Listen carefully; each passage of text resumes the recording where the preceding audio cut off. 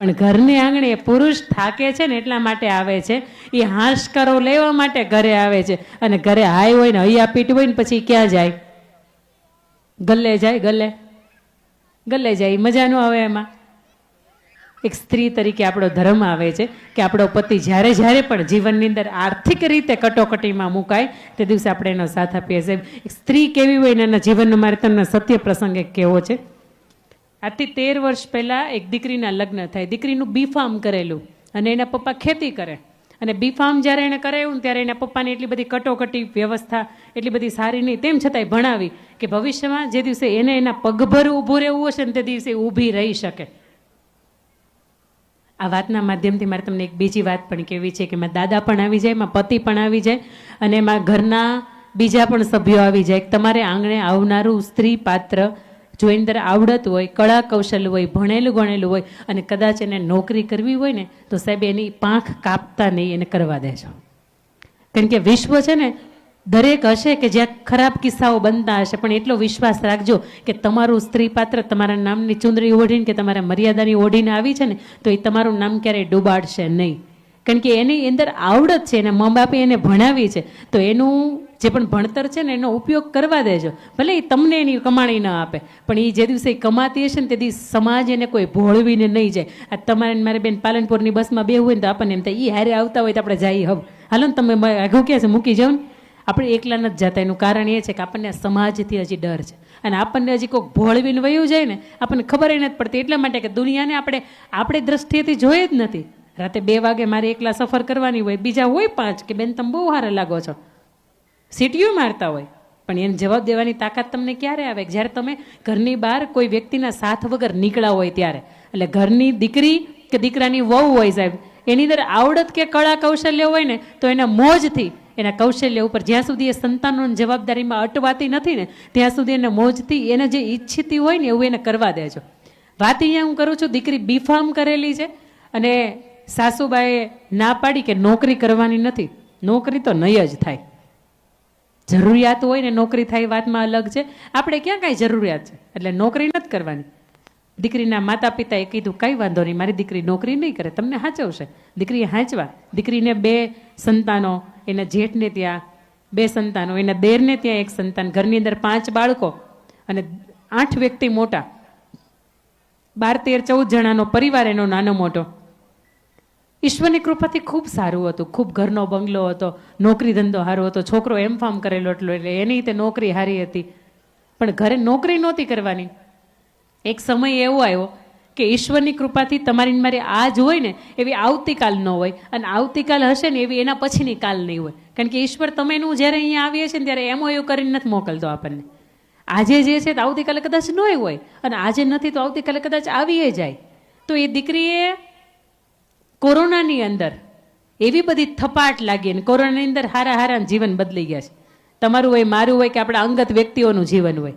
કોરોનાની અંદર એટલી મોટી થપાટ લાગી કે પરિવારની અંદરથી 6 વ્યક્તિ એવા કે જેને કોરોના પોઝિટિવ હતો અને 6 વ્યક્તિને કદાચ 20, 25 દિવસ કે 1.5 મહિના સુધી દવાખાને રાખવા પડ્યા હતા. અને એમાંથી 2 નાની ઉંમરના વ્યક્તિ છે એ એક્સપાયર થઈ ગયા. અને ઘરની અંદર એક પણ વ્યક્તિનો વીમો નહીં. મેડિક્લેમ ઘણી વખત કહેતા હોય ને કે કરાવાય, પણ આપણે ધ્યાન નથી આપતા. પણ મેડિક્લેમ એકેય વ્યક્તિનો નહીં. નોકરી બધી બંધ, ધંધા પાણી બધા બંધ. અને એ પરિવાર એટલો બધો કરજની અંદર ડૂબી ગયો કે એના પતિની માથે 10 લાખ રૂપિયાનું કરજ થઈ ગયું અને ઘરની અંદર જે બંગલો હતો ને વેચાઈ ગયો, ગાડી વેચાઈ ગઈ અને ઘરની અંદરના બાકીના સભ્યો હતો ને માંડ બચ્યા. એક તો સંતાન હતું ને એક જ હતું, તેમ છતાં એ એક્સપાયર થઈ ગયું. તમે વિચારો ઘરની ગઈકાલ શું હતી, આજે આવતીકાલ શું છે. પરંતુ તેમ છતાંય ઘરની અંદર 13 વ્યક્તિઓ હતા ને બધા ભેગા હતા. આવી કટોકટીનો સમય એવો ને તેમ છતાં પણ એ સ્ત્રીએ નક્કી કર્યું કે બા મારી પાસે થોડીક આવડત છે, હું ભણેલી ગણેલું છું અને તમે જો કહેતા હોય કે હા હવે હું નોકરી કર તો મારા બાળકો થોડાક મોટા થઈ ગયા છે, એને હાચવતા તમને હાચવતા હું કંઈક નોકરી કરું કે જેના કારણે આપણા ઘરનો કરિયાણાનો ખર્ચ નીકળે. કરિયાણાનો ખર્ચે નથી નીકળતા આટલી બધી કટોકટીનો સમય. અને બા એવું કહે છે કે તમે બેટા ભણ્યા ને એના 10-12 વર્ષ થઈ ગયા, હવે તમને કોઈ રાખે તો 5-10 હજાર નોકરીએ રાખે, 10,000 થી વધારે કોઈ આપે નહીં. તો આખો દી ત્યાં તૂટવું અને અમને ઘરની બધાને અગવડતા થાય એની કરતાં તમે નોકરી ન કરો, તમે જે કરો ને ઘર બેઠા કરો. અને એ સ્ત્રીને અંદરથી એવું થાય કે કંઈ વાંધો નહીં, મને પેઇન્ટિંગનો બહુ સારો શોખ છે.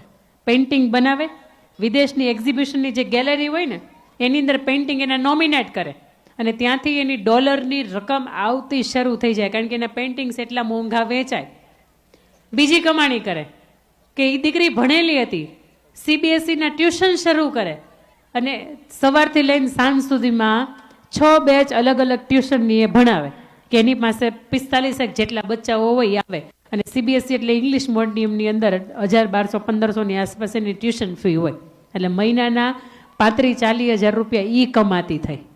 અને વાત નંબર 3, એ દીકરીને મહેંદીની સાથે, એ દીકરીને પેઇન્ટિંગની સાથે સાથે મહેંદી પણ આવડતી હતી, તો મહેંદી પણ એ મૂકવાનું કામ કરે. અને એક દીકરીઓની કમ્યુનિટી બનાવી, કોલેજની દીકરીઓની, કે કોઈ પણને મહેંદી મૂકતા આવડતી હોય એ મારો સંપર્ક કરે, અને કોઈ પણને મહેંદી મૂકાવી હોય એ મારો સંપર્ક કરે. એ દીકરાની વહુથી એના અંતર્ગત એણે 200 જેટલી દીકરીઓને ઊભી કરી. ધારો કે મને સાબરકાંઠાથી ફોન આવે કે બેન મારે મહેંદી મૂકવી છે, એટલે મારી અંદર જે સાબરકાંઠાની દીકરી જોડાયેલી હોય ને હું એને એમ કહું કે તું જા બેટા ત્યાં મહેંદી મૂકી આવ. મુખ્ય નામ તો કે મારા અંડરમાં બધી 200 દીકરીઓ કામ કરે. જો 100 રૂપિયા મહેંદીવાળા પાસેથી તું લે તો 20 રૂપિયા મારા અને બાકીના 80 રૂપિયા તારા. આવી રીતે કમિશનથી એને ચાલુ કર્યું. આ 3 કામ ચાલુ કર્યા. 1 વર્ષના અંતે, બરાબર ધ્યાનથી સાંભળજો, 1 વર્ષના અંતે આ સ્ત્રીએ 11,89,000 રૂપિયાની કમાણી કરી. 89,000 રૂપિયામાંથી ઘરનું કરિયાણું ભર્યું. 1 લાખ રૂપિયામાંથી પોતાના અને પોતાના ભાઈના જે દીકરાઓ હતા, ઇંગ્લિશ મીડિયમમાં ભણતા હતા, 15-17,000, 22,000 જેટલી વાર્ષિક ફી હતી, એ 4ની ફી ભરી અને સાહેબ બાકીના 10 લાખ રૂપિયા પોતાના પતિનું કરજ ભર્યું. આવી સ્ત્રી આ જગતના ચોકની અંદર સ્ત્રી કહેવાના લાયક છે. ને આવી સ્ત્રી જો ઘરની અંદર હોય ને સાહેબ, તો ઘરની બીજી દિવાલ મજબૂત રહે. બાકી તમારે હજી તો જોઈને મોબાઈલ ચેક કરવા પડતા હોય ને તો સાહેબ એટલું તો હજી વફાદારી નામનું તત્વ આપણા જીવનની અંદર ખૂટે છે. આ પૂર્વ સંધ્યાએ તમે મળ્યા છે ને એનું એકમાત્ર કારણ છે કે તમારી અંદર કે મારી અંદર જો કદાચ એકાદો આવો અવગુણ હોય ને તો એ અવગુણના જ આપણે આના આંગણે મૂકતા જાય કે આવતીકાલથી હું તમારી ચુંદરી વઢીને આવી છું ને તમારી જ બનીને રહો, તમારા માટે આ ઘરની અંદર આવી છું ને તો આ ઘર કે એ પ્રમાણે જ મારું રહેવાનું છે.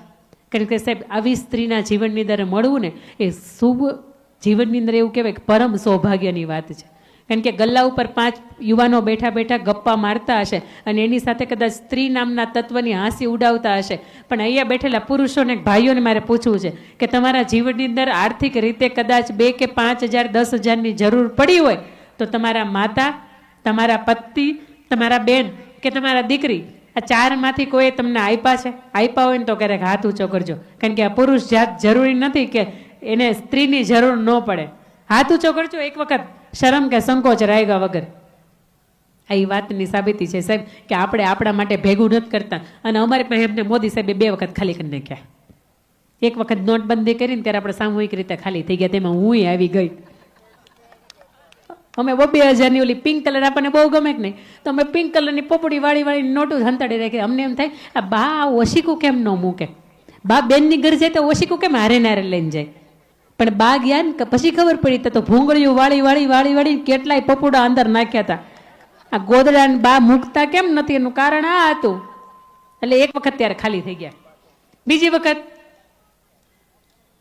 કોરોનાની અંદર કે ઘરની અંદર લાઇટ બિલ ભરવાનું છે તો એ ભાઈ કદાચ ભરે, પણ ઘરની અંદર 10 રૂપિયાના ટમેટા લાવવાના હોય, 20 રૂપિયાની મગની દાળ લાવવાની હોય, છોકરાને વેફરના પડીકા લાવવાનું હોય, તો એ બધા આપણે જ ખીચામાંથી આપ્યા છે. અને ત્યારે 5 કે 10,000 જેટલી રકમ ક્યારે બચાવી હતી ની વહી ગઈ એ ખબર ન પડી.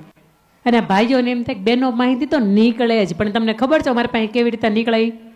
તમે 500 રૂપિયા અમને શાકભાજીને આપ્યા હોય, એ 500 રૂપિયામાંથી અમે એક વખત મગ બનાવીએ, એક વખત ચણા બનાવીએ, અને ત્રીજી વખત વાલ બનાવીએ, અને ચોથી વખત અમે દાળ ઢોકળી બનાવી નાખીએ. અમે 4 વખત શાકના પૈસા હોય ને અમે ભેગા કર્યા હોય.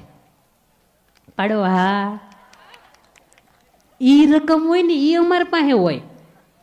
આ રકમ અમારી પાસે ભેગી થઈ હોય તો અમને એમ થાય કે એમાંથી અમારી મનપસંદની વસ્તુ લેવી છે, એમેઝોન ઉપર સેલ છે, લેવું છે, છતાંય આપણે નથી લેતા.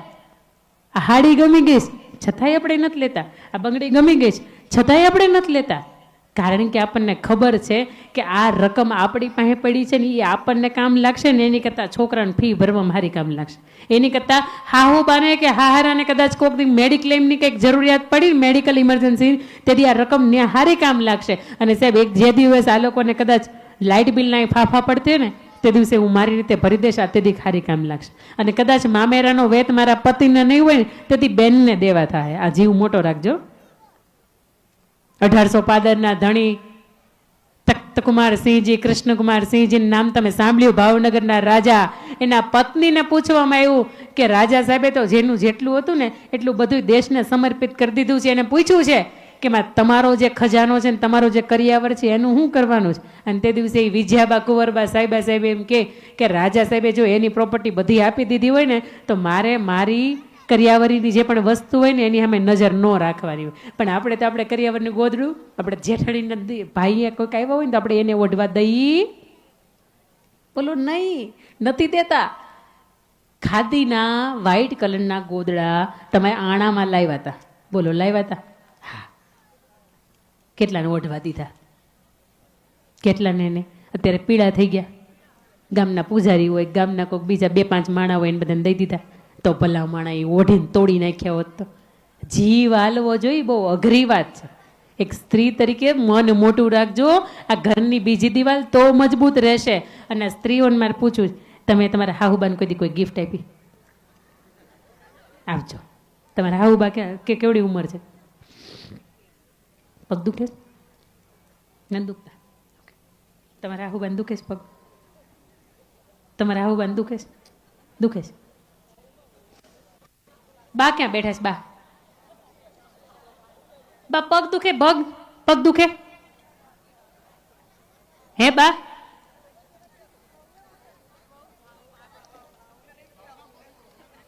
હાલે બાપરે, તો B12 ની કમી.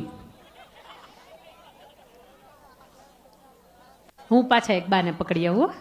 હા બા તમે હા કેસરી કલરની હાડીવાળા. પગ દુખે? પગ દુખે? હા. તમારા દીકરાની બહુ ક્યાં બેઠી છે? એને 2 હાથ જોડીની વિનંતી છે. ગોઠણ દુખવાના મોજા માત્ર 370 રૂપિયાના આવે. કેટલાના? હા. ક્યાં બેઠા છે ને વહુ ક્યાં બેઠા છે? બટ ઠેકાણું બરોબર આપજો, નકર હું કેટલાની વહુ બીજાની છે ને એની સામું જોઈને કહી દે. 370 રૂપિયાના મોજા આવે. તમે 500 રૂપિયા છોકરાઓ મને આ બધાને આવડા મોટા તમે ગેમ ઝોનમાં જમ્પિંગ બંકિંગમાં લઈ જાઓ ને 500 રૂપિયાની નોટ ધડ કરતી વપરાય છે. બોલો હા કે ના? હા. 370 રૂપિયાના મોજા કેમ નથી આવતા? બાન પગ દુખે છે તો સમજવા જેવી વાત છે. કાશ્મીર ફરવા જઈ બા હાટું શાલ કેમ નથી આવતી? એટલે આ લઈ આવો ને. 500 રૂપિયામાં હાહુબાના લાડકા બની જાઓ. તમને ખબર છે? પછી હાહુબાને આમ સીધા હાલતા હોય ને તો ગંગામાં એમ કે અલી સરસ્વતી તું તો આમાં હાલતી હતી ને કેમ, તો હવે કેમ સીધી હાલવા માંડી? કે મારા દીકરાની વહુ હતી ને કે મારા હાટું મોજા લઈ આવીશ. લે એ દીકરાની વહુ 5માં પૂજા એવી કરી દે 370 રૂપિયામાં. પછી શાલ ઓઢીને જાય ને તો આમ બાને આમ ટાઈટ ન લાગતી હોય ને છતાં એમ આમ ઓઢીને આમ વ્યવસ્થિત રીતે આમ કરી એમ ઓઢીને બે. એટલે કોક એને પૂછે કે હા ગંગામાં શાલ હારી લઈ આવે? મારા દીકરાની વહુ લઈ આવી છે. અરે ગહી ના કેમ ત્યાં સુધી બાઈ શાલ કોઈને દે નહીં, ખબર છે? આ 500 રૂપિયા 1000 રૂપિયાની અંદર તમે હાહુબાનો પ્રેમ કમાઈ શકો. પરંતુ આપણે જય સીતારામ આપણે કઈ એવી કોશિશ જ નથી કરતા. બા બેઠા હોય, બા તો એને મારે પૂછવું તમારે દીકરાની વહુ હાડી લાવી હોય, બા તમારી દીકરાની વહુ હાડી લાવી હોય તમે એને કહી નાખો ત્યાં સુધી પહેરોક નહીં, ભલે ગમતી ન હોય. આ ઉંમર એવી છે કે આપણને ગમતી ન હોય ને તો આપણે પધરાવીએ કોકને. પણ આ બા છે ને એના જીવનની અંદર હાડીઓ માંડ 10-12 હોય. એ આપણી પાસે 20-25 જોડી હોય. આખો કબાટ હોય. બોલો એ કબાટની અંદર 4 ભાગ પાડવાનો હોય, 2 છોકરાઓના અને 2 આપણા બેયના. હે એમાંથી નીચેનું ખાનું આવું છોકરાને ભર્યું હોય. એટલો જેવો ખાનું હોય ને એમાં ભાઈઓના ભર્યા હોય. બાકીનો આખો હળંગ કબજિયાત